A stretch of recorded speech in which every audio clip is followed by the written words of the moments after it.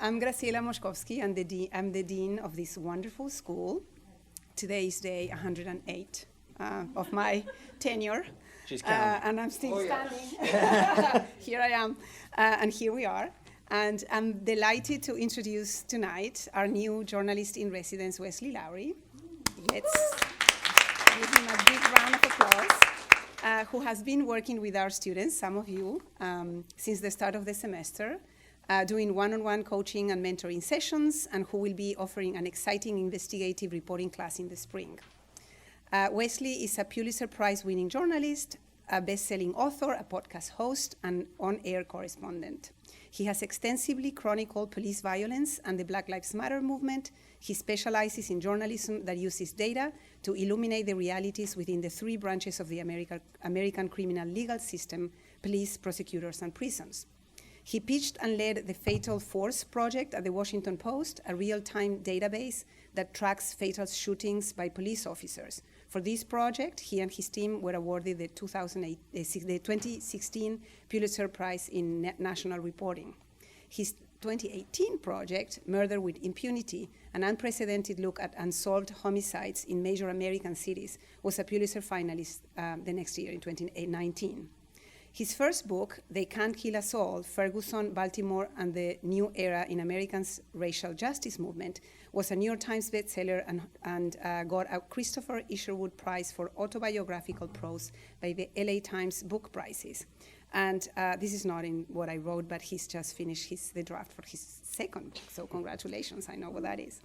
He was an executive producer of In the Cold, Dark Night, an Emmy-nominated documentary chronicling the effort to solve the 1983 lynching of Timothy Coggins. And as a correspondent for 60 Minutes Plus, the streaming version of CBS News' iconic news magazine, Wesley reported from protests in Minneapolis and Kenosha aboard a crab boat in the Chesapeake Bay and from the front lines of the COVID-19 pandemic. He seems to always be working on an insane amount of projects. When we met in DC early this semester, he was finishing the edits of this new book, examining the criminal courts in his hometown of Cleveland for the Marshall Project, closing an investigation on non-fatal police shootings for the Washington Post that since came out, and a fabulous profile of Alexandria Ocasio-Cortez for GQ. Lowery is a member of the National Association of Black Journalists and the Ida B. Wells Society. Equally important to us, he's a very generous, kind, and brilliant person, and a perfect fit for the kind of mission-driven journalism that we stand for at the school. And he will now offer a masterclass on building your own data investigation, of which he will tell you more in a second, but I wanted to add that we have a strong data journalism program at the school that we're very proud of, and that we're strengthening our investigative reporting offerings. So we're very, very happy to have him on board for this. And this is just a perfect example of our renewed emphasis on rigorous journalism. And without any more words, I just want to say welcome, Lowery and Wesley, and to just leave it to you. I'm sitting there. Perfect. Thank you.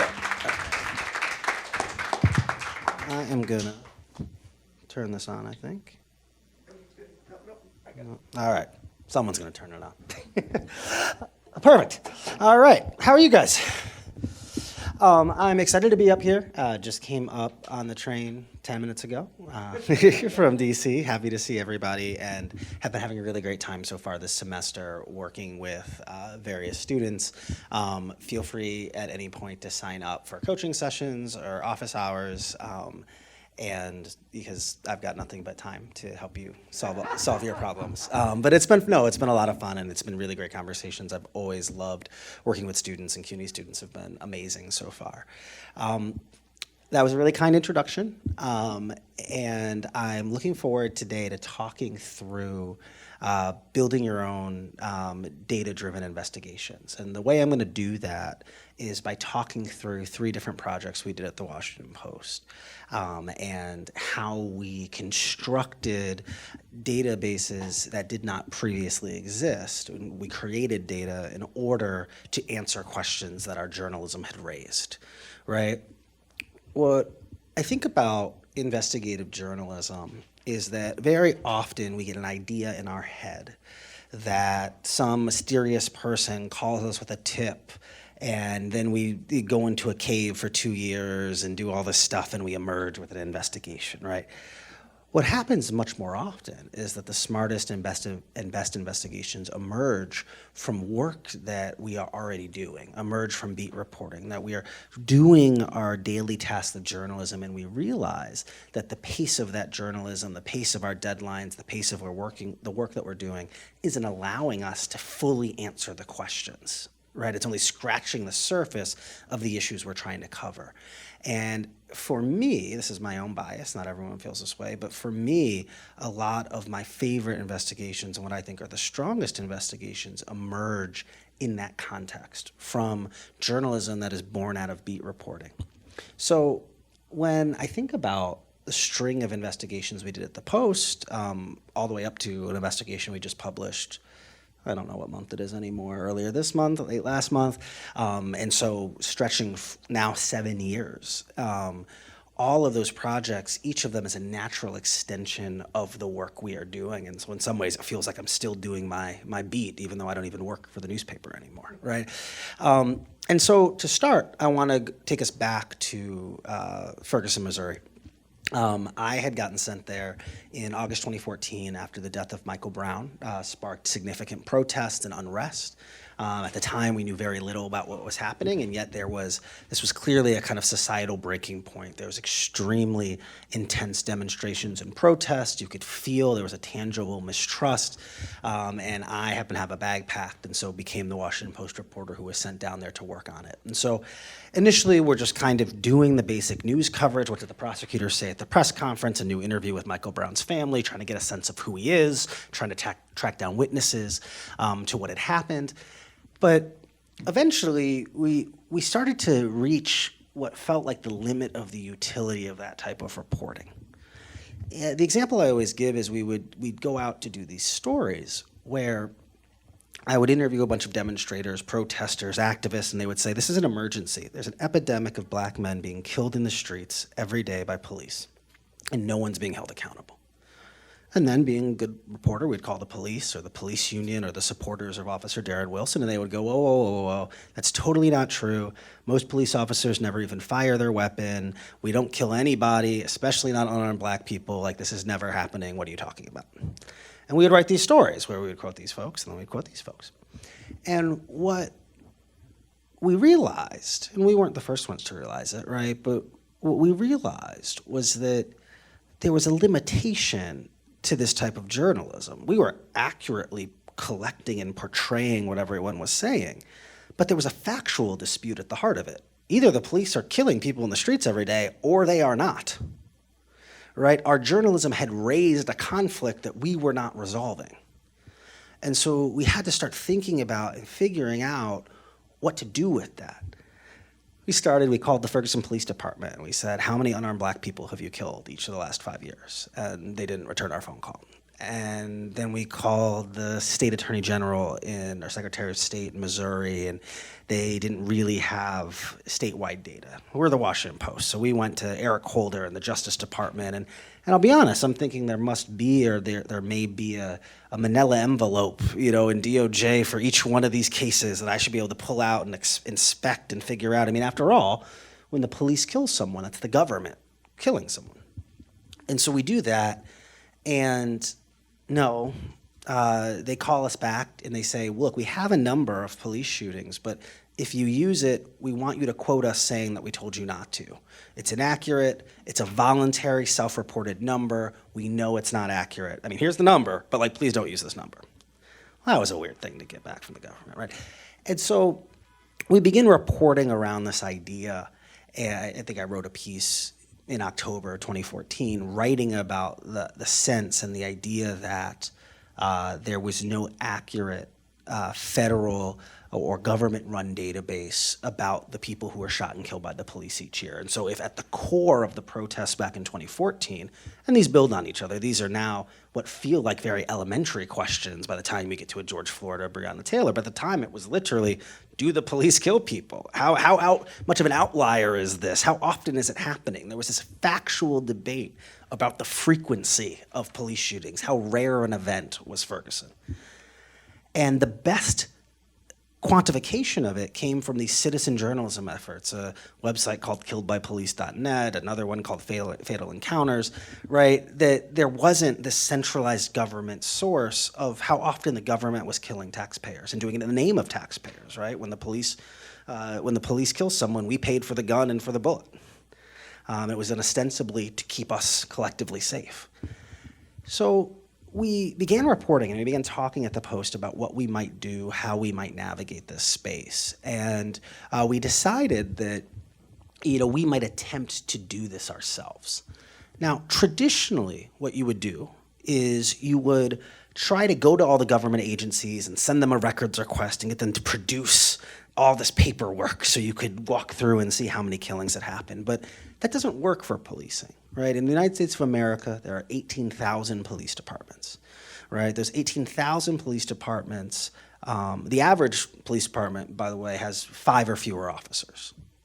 The majority of police departments are small departments. And those 18,000 departments, some of them are federal, and so what they have to release is governed by federal law. The rest of them, it depends on which state they are in, what they have to release to you, what they have to give to you, how you would do it. We figured it would take us years to even track down the contact information for all 18,000 police departments, much less than try to send them a public records request, much less than try to haggle them and actually get stuff back from them, right? Knowing there were full states where, based on the records laws, they wouldn't have to tell us anything. Because depending on what state you're in, it works differently. For example, if you want information about something that happens in the state of Tennessee, you have to be a resident of that state to request it. So if you call the Nashville Police Department tonight to ask about a murder that's happened in Nashville, they will ask you for a copy of your photo ID. And if you do not live in Tennessee, they're not sending it to you. That's not the only state that has such rules. There are other states where it spans and it changes what has to be released if something is an active or ongoing investigation. What is true in the case of when the police shoot and kill someone is that the investigations into the shootings often last for years. And in the meantime, in many cases, the departments have no obligation to tell anyone anything about what happened. And so we knew we would encounter some real procedural difficulties in doing this via public records request. But the citizen journalism efforts that I talked about, the Fatal Encounters as well as Killed by Police, what they had figured out is that in the country, in the United States of America, in part because of our hyper-focus on gun violence, if someone is shot and killed by a police officer, shot and killed, right? So we're not talking about Eric Gardner or George Floyd. We're not talking about people who were killed by tasers or Freddie Gray in the back of a car. But if you're shot and killed by a police officer, it is almost guaranteed that at least one reporter one time writes about it. And whether that's in the biggest media markets in the country, New York City, or in the smallest media markets. And so what we figured out, again, really mirroring the efforts of some of these citizen journalism efforts, was that we could basically set up an elaborate set of Google searches and alerts, and it would tell us every time there had been a new police shooting. And then we could go back in and we'd say, okay, there's a 2-sentence report from this local news organization in Boise, Idaho. And then we could call the police in Boise, Idaho and go, well, we know you had a police shooting yesterday. Can you release any additional information?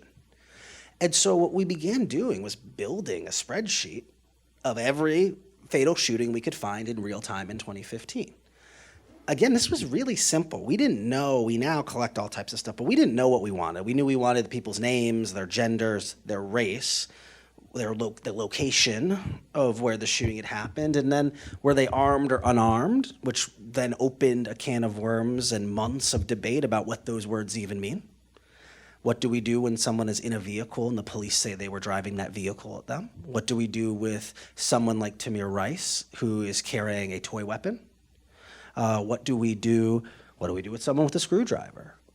What are we connoting when we call someone armed or unarmed? What we ultimately did was we scrapped that binary distinction and we just opted to give more information. What did they have? Did they have a toy gun? Did they have a knife? Did they have especially in part because as we began looking at these cases, we realized and we knew that so often we used some of these basic details as proxy to signal to readers whether they should care about a case or not. One of the reasons in the media we've long been obsessed with armed or unarmed is because unarmed connotes you should care about this one. This one was maybe bad. Well, if the person was armed, okay, you can keep reading, skip to the next thing. What we would see in the years to follow were cases like Alton Sterling or Philando Castile or any number of other cases where the person was armed, right? Even the case of Breonna Taylor, where her boyfriend shot at the police officers. But the circumstances raised real questions about, in a country where owning a gun is legal and protecting yourself is legal, whether or not he or Breonna had done anything wrong, right? But again, for so long, the idea of someone being armed had served as a proxy in media coverage to say, don't worry about this one. So we began building this database out. And the beauty of starting from scratch that way was that we were able to add fields to it as we went through the cases. We knew a lot more 1 month in than we did at the very beginning. And so we said, well, a ton of these cases, it's like clearly and obviously mental illness. There were a ton of cases that were what people call suicide by cop, where people were calling the police with the hope that the police would come and kill them. And in many cases, doing so. Cases where people were clearly in the midst of some type of mental health crisis, right? And so we began marking those down, right? We hadn't thought about that at the beginning, but we started marking them, right? We started seeing, my colleague Kimberly Kindy noticed that this was a time of increased body cameras, but that we began noticing how often something was captured by bystander video or body camera video, but then trying to mark how often that video was actually released to the families. And what Kimberly found was that while many, many more of these police shootings were being captured by department cameras, in the majority of those cases, the families of the people killed were never being given access to the videos, while the officers who committed the shootings were almost always being given access to the videos so they could prepare their statements about what happened, which raised a different question and an interesting ethical question. Do you want that police officer, when they're writing that report, to have access to that, or do you not? So we began building this database out. At the time, we thought we were going to do it for 1 year, a real-time database where we would try to keep it and show it. Our friends at The Guardian launched a similar project called The Counted, which was another remarkable data collection effort. And so we had a fun little kind of competition for a little bit about that.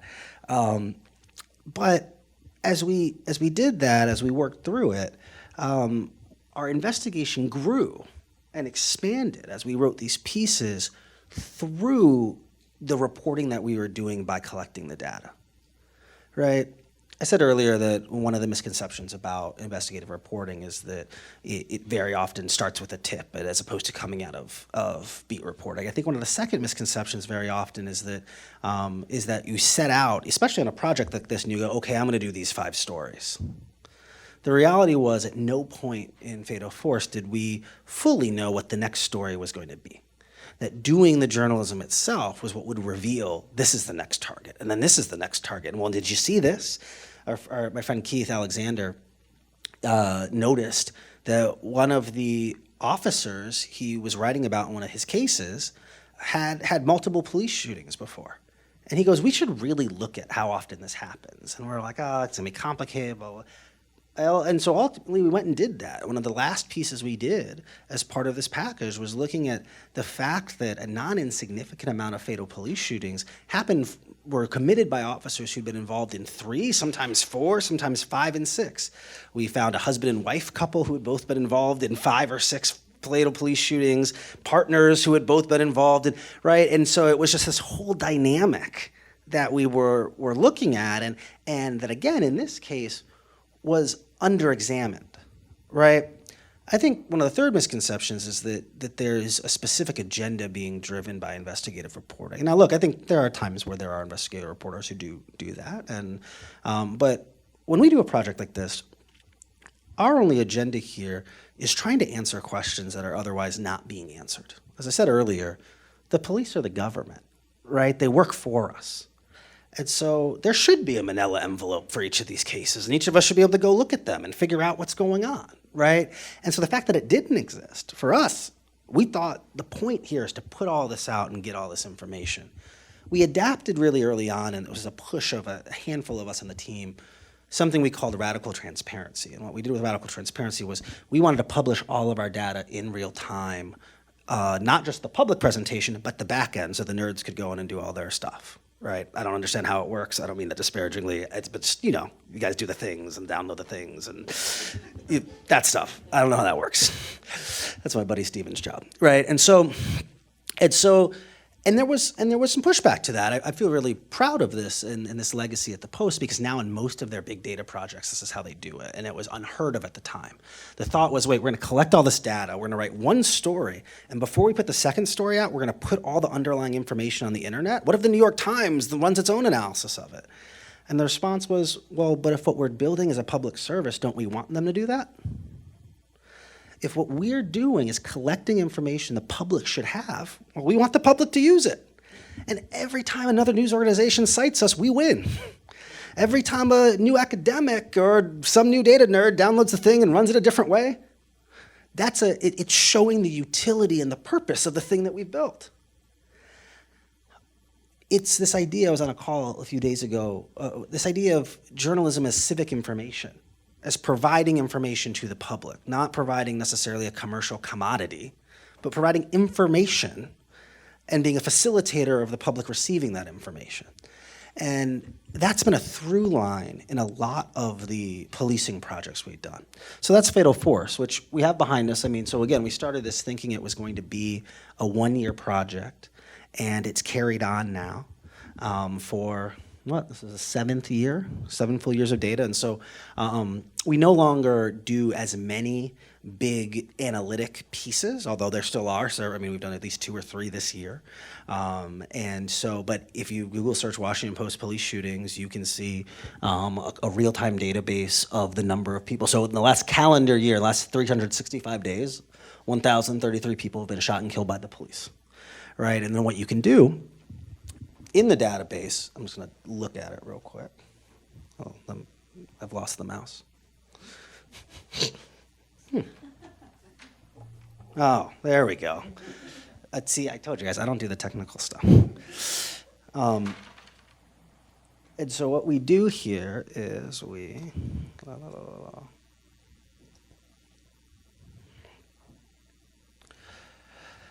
just refreshed it. All right, actually, you know what? That's okay. So that was the first project. The second project we did was called Fired, Rehired. And this project also grew out of the work that we were doing. That's not what I want to do. I already subscribed to you people. Get out of here. I'll deal with them later. All right. So the second project I want to talk about is called Fired, Rehired. If you remember, so now this project, so we do Fatal Force, we launch it in 2015, it's out in the public, we're competing with The Guardian, blah, blah, blah, blah, blah. In 2016, we won the Pulitzer Prize and a few other little trinkets for this effort, which is exciting, everyone's happy, blah, blah, blah.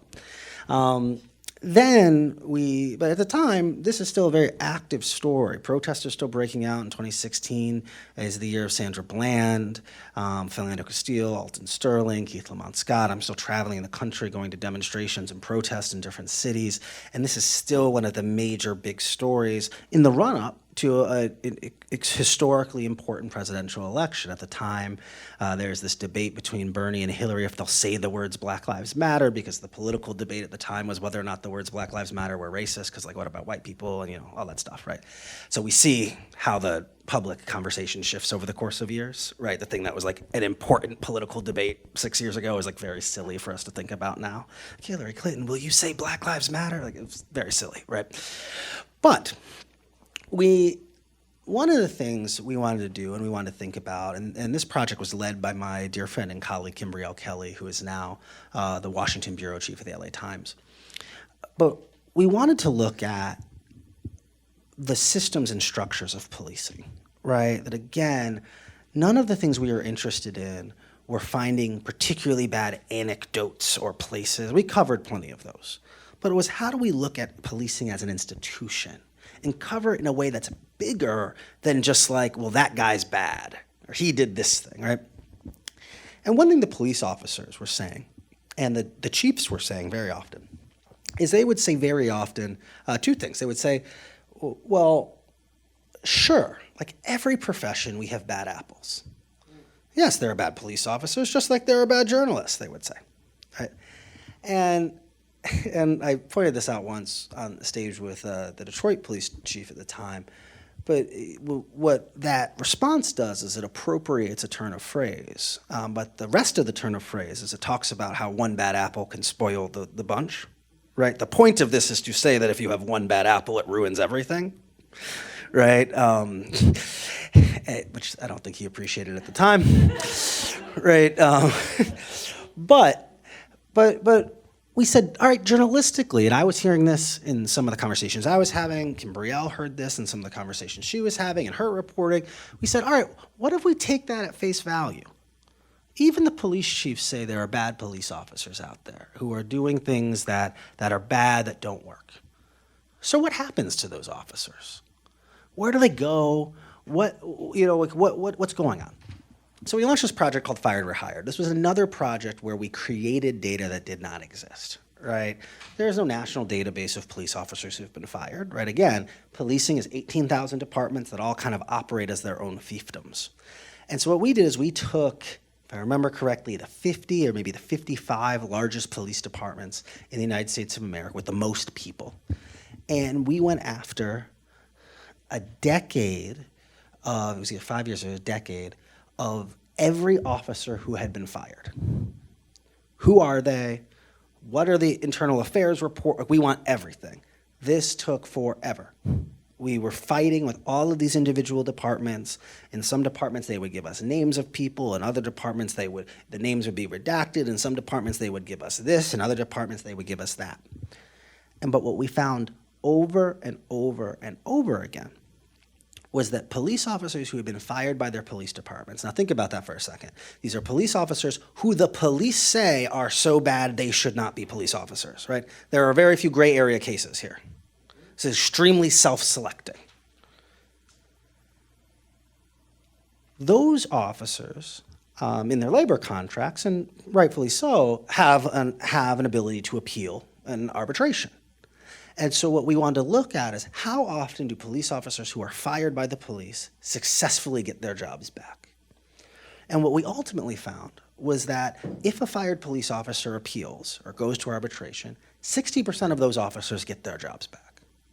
Right? So even of the bad apple police officers by the police own standard, half of them remain police officers even after being fired. And this is remain police officers at the department where they work. This isn't even the officers who get fired and go somewhere else. And so what we found as we looked at this, again, was this sense of how do we look at all the potential reasons and how do we look at this about structures and systems? Even in this case, a piece that was about officers who had been alleged to have done some really bad things. The stories were still about the system and the structure itself. Because these people are kind of just individual pawns within a bigger institution and structure. And we found a lot of things. We, first of all, we found one of our big conclusions was the reason that a lot of these officers get their jobs back is because the police are remarkably bad at HR. That objectively, in many of these cases, these officers had not received due process. They had both probably done the thing they were fired for and also were objectively treated unfairly. And so when a third-party person came in to review the appeal, they would go, well, you're right, he shouldn't have done that thing, but also you took 7 years to fire him for it. That's not how this works.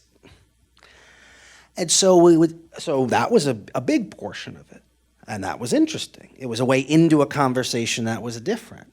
We talked to police chiefs who would talk about how, well, yeah, this is a major problem.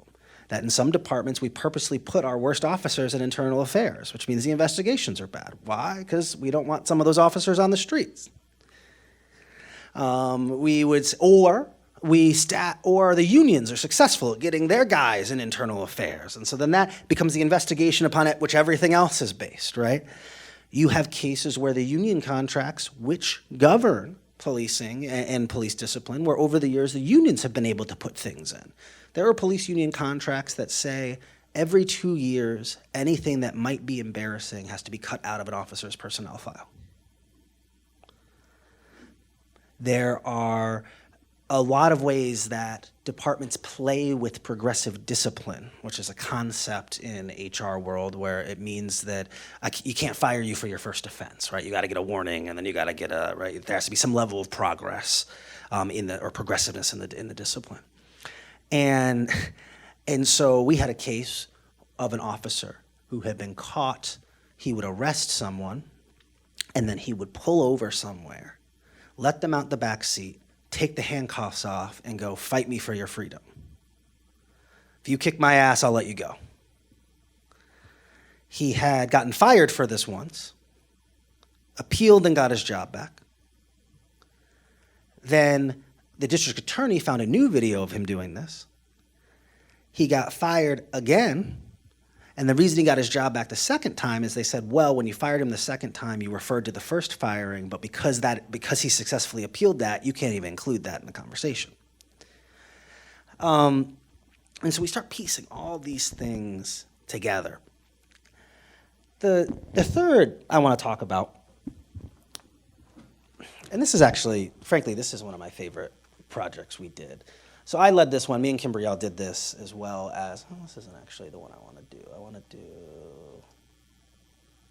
hold on. 1 second. I'm going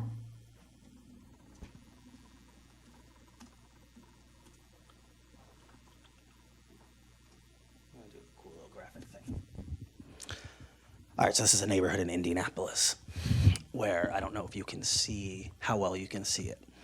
But this is a neighborhood, and we've marked every homicide that happened in a decade in this neighborhood and where they happened.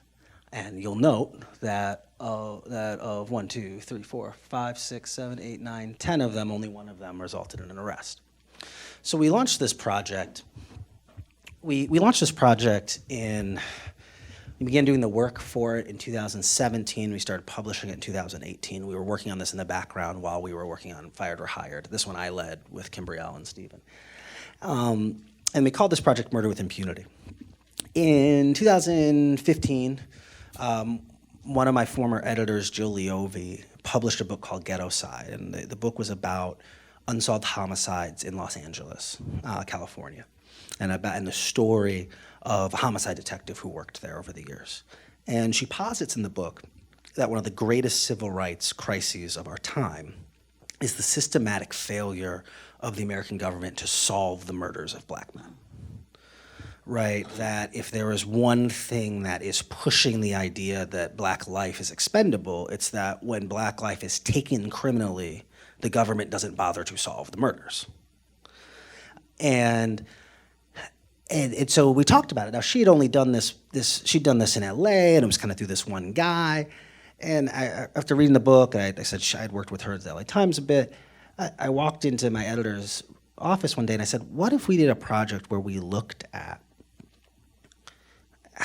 if we tried to find the street corner on every American city where murder is functionally legal? Because think about it, right?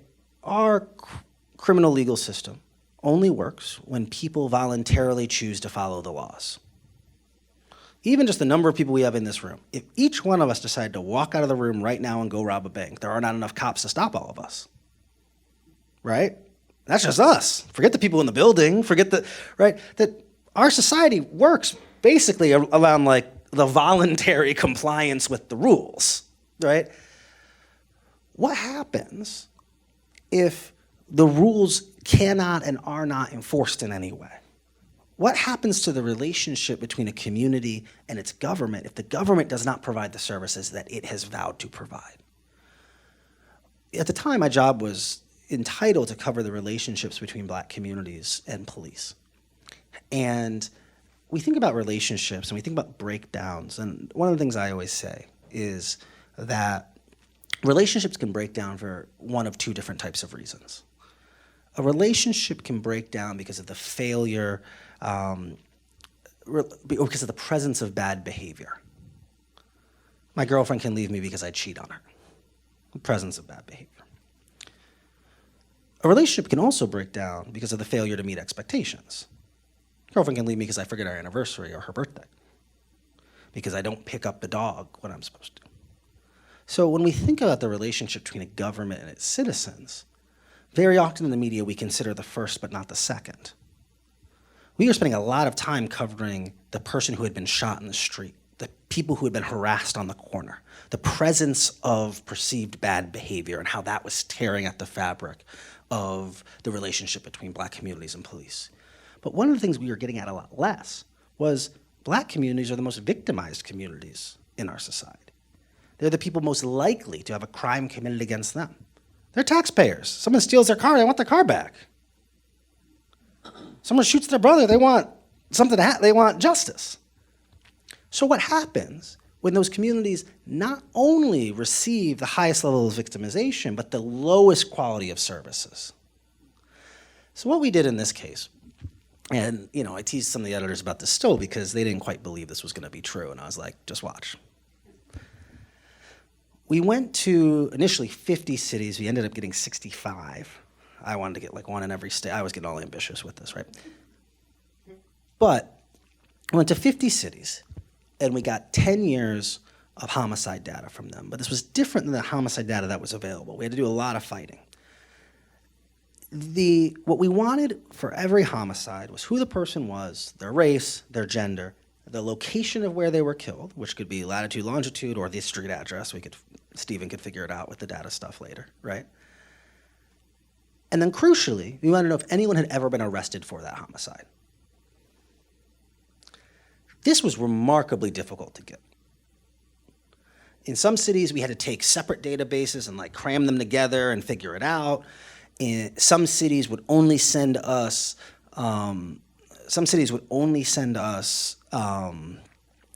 printouts of PDFs, and so I've personally typed in every homicide in Columbus, Ohio, into this database. Savannah, Georgia, if I remember correctly, sent us printouts where for every homicide it listed the name of every person somehow involved, and we had to figure out who the dead person was. So one person was the person who called 911, another person was someone who got shot but didn't die, another person was the suspect, and another person was the dead person. And so we're sitting here Googling in the obituaries of Savannah, Georgia, trying to figure out who the murdered person was. And so, and this is something for you all to note, to my knowledge, I don't say this publicly very often because I'm convinced, even I, who am very skeptical, convinced someone has to have it. But to my knowledge, I don't believe it is true that this data is publicly available in New York. We only got 2 or 3 years of it, and in that case, I don't think it had names matched to them as well. Unlike Chicago and Baltimore and some other places, I'm not positive that anywhere, which is crazy to me, actually could give you the roster of the names of all the people who were murdered in New York City last year, which is insane. And a data project someone should do. But as we started looking at this, what we found and what we started looking at and we started mapping were these neighborhoods, these zones where fewer than 1 in 3 homicides were solved. These places were always the poor black parts of town, but not every poor black part of town. They were always high velocity, high quantity in homicides. And then we went in and did reporting. We went to all of these neighborhoods and tried to get a sense of what they're like. Where are they? What's going on? Right? We talked with the police, with homicide detectives. We talked about staffing levels. We talked about resources. We talked about witnesses, and tried to build out this question and these ideas. The reason I chose these 3, and I'm going to stop in a second and take some questions, which I think might be even more useful than me rambling, but the reason I chose these 3 and the reason I like these 3 projects was that in each of these cases, we started with a question, and a question that was otherwise unanswerable. And what we didn't do was call a bunch of people and ask them for their opinions about it. What we figured out was, what information would we need to find the answer to this question, and how do we create it? I think that in this moment, especially at a time where people can get the basics more much more easy than ever before, right? You want to see what Donald Trump said in his announcement last night, you can find the video in 4 seconds. You don't need to read an article or I explain to you what happened. You can just watch it.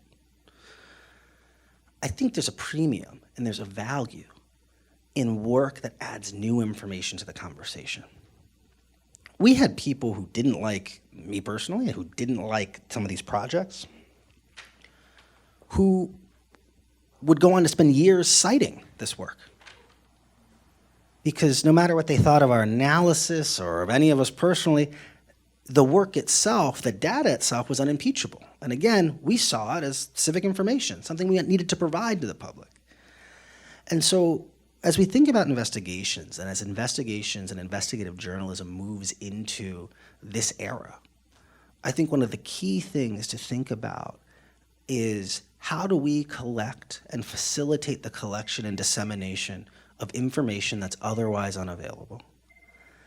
And how do we do that and provide it to communities that otherwise would not have access to it? And so in each of these cases, that was our goal, and I think that's what we were able to pull off. So I'm gonna sip some water and then take whatever questions you guys might have.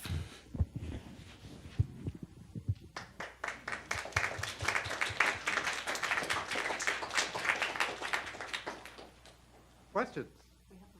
We have mics. There's one over there and there's Over there. You come up. You can. I'll come to you. Okay.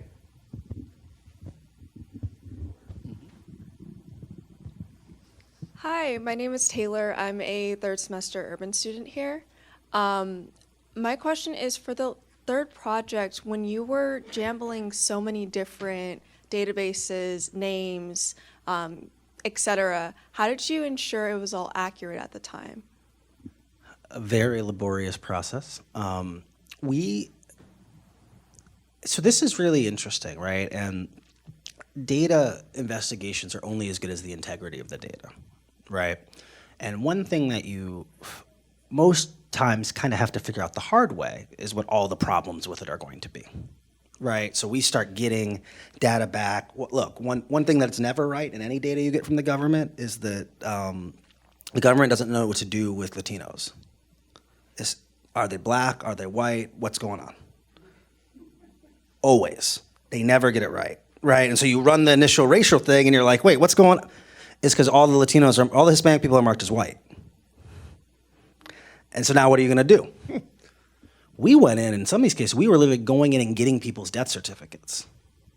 We weren't just going, okay, Jose Ramirez, Hispanic. No. We were going in and actually figuring out where's this person from, how are we marking them, what are we doing? You see very often issues of names being repeated or jumbled, something being entered in twice instead of once. So what we were doing is we were literally going line by line through every line of the data and trying to make sure that there was an integrity to it. On the most recent project I did, which we didn't talk about here, was called The Wounded, where we looked at non-fatal police shootings, how many people were being shot but surviving those shootings. We collected that data from 156 departments, and we went into each department, we went back, and they gave us data, and then we Google searched around and found a bunch of shootings they didn't even have in it, and then we went back to them again and said, well, and so there is a real push and pull. If you're gonna create the data, it's gotta be there. What I will say on the first one, with Fatal Force, we had the advantage in some ways of being real time. We knew we were gonna miss some police shootings. And the point was then people would go, well, what about this one? And we go, thanks, and we will put it in, right? And so there is something different that's when something is like a living and breathing data set as opposed to a static data set. But like I said, in murder impunity, we did a very laborious job of like walking through and explaining. And what we tried to do in those cases also was to make sure that we had given, a strict no surprises rule. Every single police department received the maps and the data before we hit publish. Because what I wasn't gonna do is publish a map of Omaha and then have them call me like, actually, you got that wrong, like you flipped it and inverted it. Like, wait, why are all the murders in the wrong part of town? You must got the zip codes wrong or something. Look, I don't know what I don't know about Memphis, Tennessee. But if I go to the commander of the Memphis police, he's gonna look at this map and it's like, yo, does this look like your murder map or not? and he's going to know the answer, right? And so that was really important to us as well. On these data projects, I think it's very important to do the side reporting. And this is a little different than investigative. In traditional investigative, you hide yourself in a closet, no one's allowed to know. I got a former colleague at the Post who literally gives code names to his investigations, and no one's allowed to know, like, okay, so asparagus, truly, literally. And he does some touchy stuff, but nothing like that. He doesn't need asparagus, but this type of investigation, in some ways, you want it to be different. All the experts in the field knew we were working on this because I was calling them to make sure we were asking the right questions, to make sure we weren't saying that we had answered a question that had already been answered by someone. And so you want that, and again, I think that's something that's different when you're thinking about a more civic information set of investigation, is you're trying to provide new information, which means you want to talk to everyone who might tell you that it's not new. So you can ask the question differently so it actually is. Hi, my name's Hafiza. I am an engagement student here. I'm in my 3rd semester, and I am curious to know more about the data viz aspect of these projects. All the visualizations are really beautiful. I'm taking advanced coding the news right now, and we're learning about HTML, CSS, and more importantly, JavaScript at the moment. And you know the ins and outs of these projects that you've worked on, but I'm curious to know, how collaborative were you with, the data visualization teams? Did you have any hand in the data visualization work? And when you do this type of work, how do you package the data and kind of share it with those teams so that way they know how to kind of get your thought process onto paper? Because what you have envisioned might not be necessarily what they can create. Yes. So how do you articulate that with them? Well, and it's a very messy process as well. Admittedly, and I will say this to not get called out by any of my colleagues, the reporters on such a project can be cranky assholes. I certainly would never be such a person. In part because you've spent a year or whatnot, you've got an idea in your head about how this is going to look or what it's going to be, and then someone is like, well, but what if we make a big purple balloon thing? And you're like, what the hell are you talking about? And so, but in every case, the genius of our data viz folks and our design folks and our graphics teams have helped express and show the information in ways that it otherwise would not be. And you have to, there is a line you've kind of got to straddle a little bit there, right? That on something like this, you don't want the data viz to detract from the takeaway of the reporting, and sometimes it can. Right? There are times where you hand the thing off to someone and it becomes this whole other thing, and you're like, but actually, we're trying to make this very specific point, and this is kind of adjacent to it, and and so we end up having a lot of conversations. We would have early on the data viz and graphics folks read in on the stories, and we give them access to them very early in the editing process. We would talk through, these are the main points, this is what we think we want to pull out, this is more documents driven, this one's more numbers driven, here's what we think the big things are. And then we let them ideate for a little bit. Maybe this is how we'll do this, or this is what. And so that process is very collaborative. Like I said, collaboration, I'm someone who believes in the chaos of creativity. Collaboration by its very nature is really messy and everyone yells at everyone and it's a whole thing, right? But it's through that process that you actually have a meeting and melding of the minds, and you end up with presentations that I certainly couldn't think of or ever come up with, and ways of showing and telling the information. Because what you know and what other folks know is that some people are words people, some people are photo people, some people are graphic people, some people are video people. And so what we want on a big project is no matter which way you learn or what's going to catch your eye, we want to have all of it in there. Because there are some people who are going to walk away with the graphics, there are other people who are going to click the video and watch it. I'm not that person. I'm reading all the words. But I understand that that's not everybody. And so it's really, really important. And that having quality people who you can trust on those teams is as important as anything else. Hi, Wesley. My name is Candace. I'm a 3rd semester student here, doing data reporting as well. I was curious as to the impact that this reporting had on the communities after it was published, especially with its open data feature. If the Post has done any sort of open newsroom work with the communities after it was published, if any activists in the communities took hold of the reporting that you guys did and were able to apply that to any of their work, or advocate for different things going on in the neighborhood. I would just love to hear about the aftermath. Of course. No, I appreciate it. That's a really good question. The best answers to this are in the first and the third project, Fatal Force and Murder with Impunity, two different types of projects, right?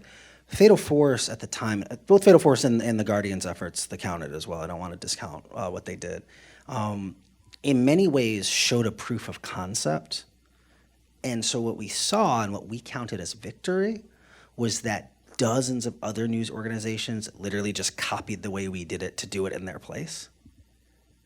There used to be this thing they used to call the New York Times effect, where if the New York Times wrote about something in the week that would follow, all the local newspapers would write about it as well, right? And so with a project like Fatal Force, what we saw were investigative units in Atlanta, in Seattle, in Chicago, and doing this, and they were able to go, and again, I was a little different than some of the colleagues on my team, because some of them were more traditional investigative, so it's this hyper-competitive. That's not my, for me, it was like I wanted as many people as possible doing what we were doing because it proved what we were doing.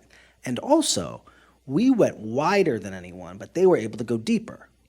We were doing it in real time, looking at the whole nation. When the Seattle Times then does the state of Washington going back 10 years and their findings are the same, it means that what we're doing nationally actually holds up, right? Because the thing you want to worry about is like, what if 2015 is the outlier year? What if it's just different? And now we're drawing these big conclusions, but we can't do the whole nation going back years. How are we going to do that, right? And so that was always helpful. And so that data and that information then became very helpful. We've seen a lot of activist groups. I mean, now you've got groups like Campaign Zero, which basically set up its own mapping police violence, and others like that was largely based. I mean, we know all of them. We're all friends. Like that was largely based off of how we set our stuff up, and now they kind of do it as well in similar ways, and they'd also do some additional stuff. We saw this data and this information became entered into the activism space very broadly. I mean, there was an art installation at the DNC in 2016 called the Museum of Broken Windows, and one of the installations were toe tags with the names of every person in our database. We've seen activists cite it. We've seen a lot of kind of signal boosting there. Every day I get pinged that we've been cited in a new academic paper. So we saw a lot of that too, right? Murder with Impunity was interesting as well, because what Murder with Impunity did is, so in policing generally, one of the most covered and talked about things, most police departments are covered by a local press corps, which means there's no comparative data. The police in Atlanta don't really know if they're better or worse than the police in Chicago or New York or wherever, right? They just get a lot of coverage of them. So what we did with Murder with Impunity was for every single city that we collected this data and cleaned it, before we published it, we took it to all the media outlets locally and gave it to them. We gave them the maps, we gave them the analysis, we said, we're publishing on this date, you can do whatever you want with this. Here it is. And so there was a ton of, and again, we can't mention what's going on in Portland or wherever. The reporters there are going to be able to go deeper. And so what we wanted to empower them to do was take the raw information and go deeper. Use the maps, use the back end, do whatever you want. And so we saw a lot of that. When Murder with Impunity dropped, we got a massive amount of local coverage, because now Atlanta could say, wait, our police department has the highest clearance rate of any of the major cities. They didn't know that before. No one was comparing it before, right? Or other places would go, wait a second, we're down with Chicago? This isn't good. We're going to order up a... And so it allowed for more conversation around these issues in a way that was really important and really impactful. Hi, I'm Ariana. I'm a third semester student, and I was curious to hear more about, I think a few of us are interested in doing investigations, but as we get hired for jobs, we'll most likely be general reporters, beat reporters. And I know you said beat reporting is what took you and made you be able to do your investigations, but if you could give us a little bit more insight into how you get buy-in from your editor and what that work looks like. Is that just personal work that you have to spend time on and then bring to the newsroom, or just a little bit of tips about how we can make that leap? Sure, and I think the answer honestly is all of the above, right? What's true in a lot of newsrooms, not every newsroom, but it's true in a lot of newsrooms, is that The cutbacks and the pressures and the difficulties have zapped the capacity for creative thinking, because what everyone is doing is we all work on a newspaper assembly line. Like, our job is to create this product for tomorrow. And once we're done creating the product, we can exhale and think about an idea until we have to wake up in the morning and then create tomorrow's product.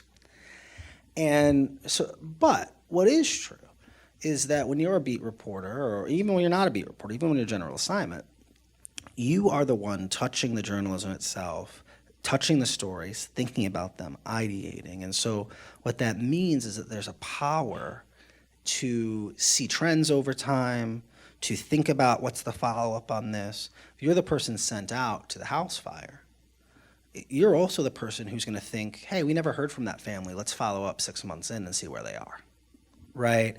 And so investigative is a subsection of enterprise reporting, non-directly off the news types of reporting, right?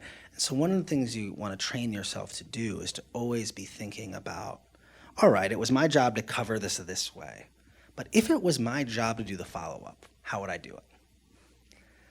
One of my favorite editors and a good friend of mine would always tell me to just constantly be, especially as a young reporter, constantly just making a list of story ideas.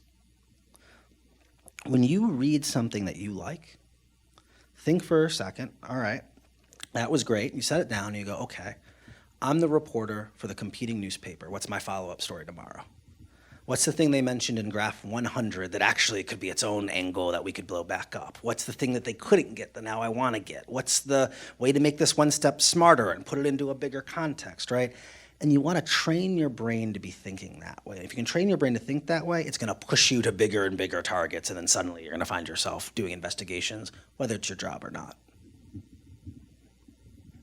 Hi, Wesley. I'm Hari. I'm a first-year student with engagement, and I'm from India, and we have some commonalities between our police departments. You know, they tend to operate as fiefdoms. They are pretty corrupt. Mostly, they also tend to close ranks when they're attacked in any way.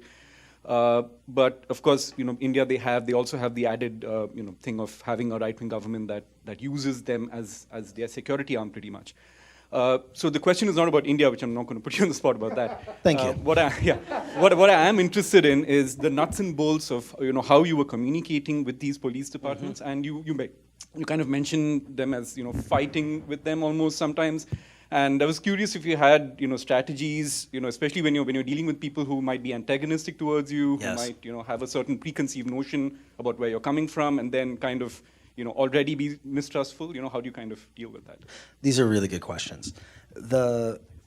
Let's talk about dealing with sources and potential sources of information in general, right? And I'm going to talk about it through police departments, just because I obviously just walked through 3 policing investigations, although I think a lot of these things are broadly understood, right? And it can apply in other places. An investigation like murder with impunity, for example, right? I have to have multiple touches with different sets of people. The first thing I need is, this is Indianapolis, but the story opened in Omaha. The first thing I need is the data, right? If I get an interview with the police chief but not the data, it's useless to me.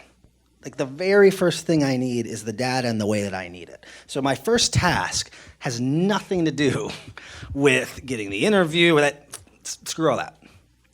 How do I get the building block? And the reality is, it's going to take so long to get it, but by then they'll have forgotten who I was, and so I'm coming in fresh anyway. So for us, what we're thinking about here, and again, having been kind of in this similar space, I've got a little expertise. I mean, I frankly know most of these records people's emails auto-populate in mine. Like, I know some of these people. It's been years of back and forth, right? But the first thing we do is we're figuring out with all these departments, who do I go for this question? In a lot of cases, it's not even the public record. It's not the spokesperson. It's a records person or a records department, right? Let's start with them. Second, Kimbrielle always does this. We over-rely on email, all of us, right? One of the key things to do, especially if you want something quickly or you need it or whatever, is pick up the phone and call a person. Hey, Jim, we've never talked before. I'm a reporter. I'm working on this thing. Here's what I'm trying to get a hold of.